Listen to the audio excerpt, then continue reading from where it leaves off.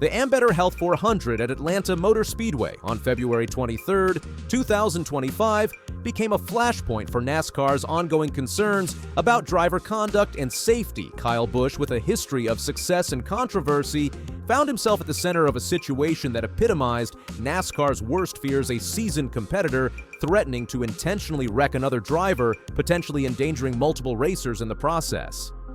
Busch entered the weekend on a high note. He had just secured an impressive victory in the NASCAR Craftsman Truck Series race the previous night. His win in the FR 8208, narrowly beating Stuart Friesen, marked his 67th career victory in the Truck Series. This triumph set a positive tone for Busch, who approached Sunday's Cup race with confidence. Before the Ambetter Health 400, Busch joked with the Fox Sports broadcast crew, "Yeah, beating up on the kids gives you all the confidence to go beating up another set of kids."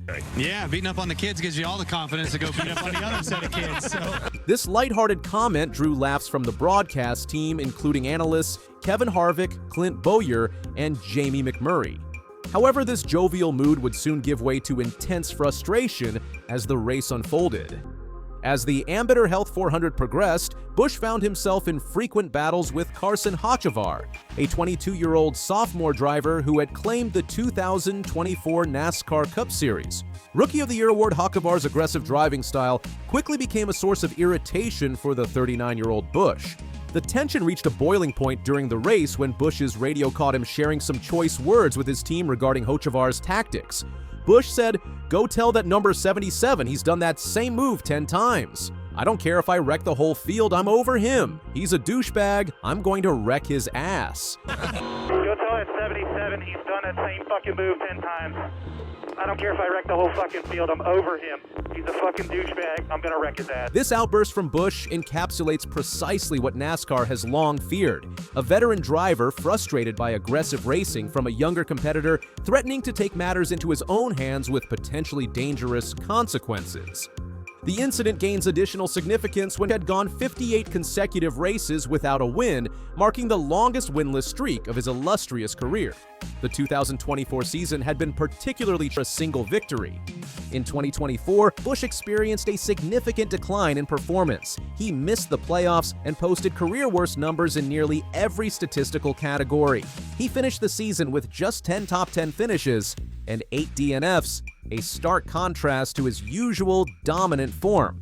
This downturn in results added to the pressure Busch faced entering the 2025 season. Busch's frustration during the Ambetter Health 400 was not solely directed at Hocevar. Throughout the race, he struggled with the handling of his number 8 Chevrolet. At one point, he vented over the radio. "It's like you have zero shock on this thing. It is not held onto the racetrack mechanically for the aero benefit." These challenges, combined with Hocevar's aggressive moves, pushed Busch to his breaking point. The confrontation between Busch and Hocevar brings to light the ongoing debate in NASCAR about the balance between aggressive racing and maintaining safety on the track. Hocevar, known for his assertive driving style, has quickly garnered attention in the NASCAR world.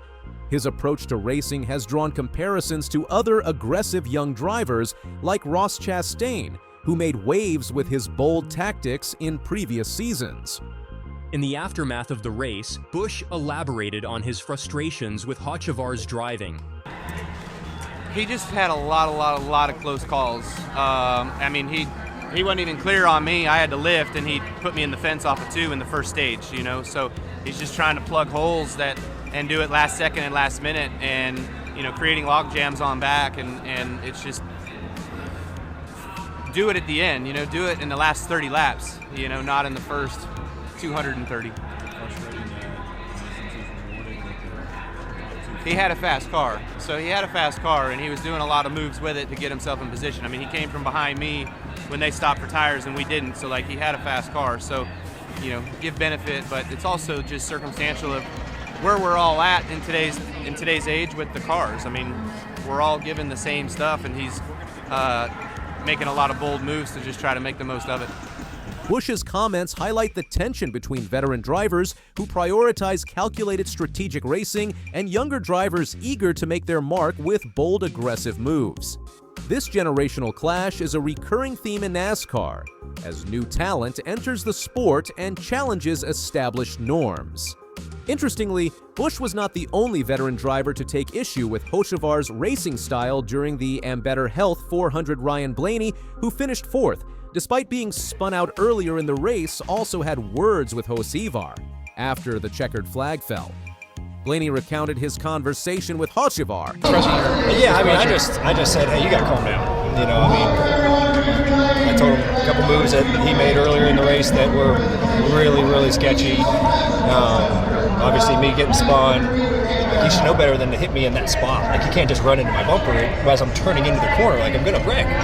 So I just told him, you gotta calm down. You know, you got a lot of talent, but you gotta be a little bit easier, you know, in these certain moments. The fact that multiple veteran drivers took issue with Hocevar's tactics underscores the broader conversation about racing etiquette and the expectations placed on young drivers. Hocevar managed to secure an impressive 2nd-place finish in the Ambetter Health 400. This marked the highest finish of his Cup Series career to date. In his post-race comments, Hocevar acknowledged that he had some aspects of his racing to clean up, but remained unapologetic about his aggressive approach. Hocevar stated, "Apologies to Kyle Larson and HMS and Mr. H and everyone. They helped us out a lot. I didn't realize we weren't racing back to the line. The last 2 nights were kind of that way, and I hit the 20 to get him out of the way and fill the middle. Little bit longer, maybe we win the race. I normally ride in the back and run last and try to get a decent finish. For how bad we were at Daytona, that was no riding. There's some stuff I've got to learn and clean up a little bit, but I feel like we put ourselves in the perfect opportunity to try to win a race. I've never had that opportunity before, especially on a super speedway." Hocevar's attitude echoes that of other young drivers who have made waves in NASCAR with their bold tactics. His statement that he's here to win races, not build boy bands, express love for others, or play on playgrounds together reflects a mindset focused solely on first and foremost is the question of safety. When a driver of Busch's caliber threatens to wreck the whole field, NASCAR has long grappled with the challenge of maintaining a balance between exciting competitive racing and ensuring the safety of all participants. Incidents like this one put additional pressure on the sanctioning body to consider how they manage driver behavior and enforce rules around intentional wrecking or overly aggressive driving. The Ambetter Health 400 also saw drama involving other drivers. A multi-car wreck on lap 150 involved Chase Briscoe, Ricky Stenhouse Jr., Chase Elliott, Corey LaJoie, and Brad Keselowski. The incident sparked controversy with some fans calling for penalties against Stenhouse for his role in the crash. Elliott's team expressed their frustration over the radio, with spotter Trey Poole saying, "The 47 put us in the wall," to which crew chief Alan Gustafson added, "Sounds about right." Elliott himself noted the damage to his car, saying, "Bent that toe link and I couldn't get it straight." Dale Earnhardt Jr., a NASCAR Hall of Famer, has expressed confidence in Busch's ability to bounce back on his Dale Jr. Download podcast. Earnhardt stated, "I just can never count out Kyle Busch, you just can't." He has to be the most motivated guy out there. He does not like losing, and he certainly doesn't like breaking streaks. To go winless last year, I think he feels like he's got to prove it all over again, so he's going to be super determined.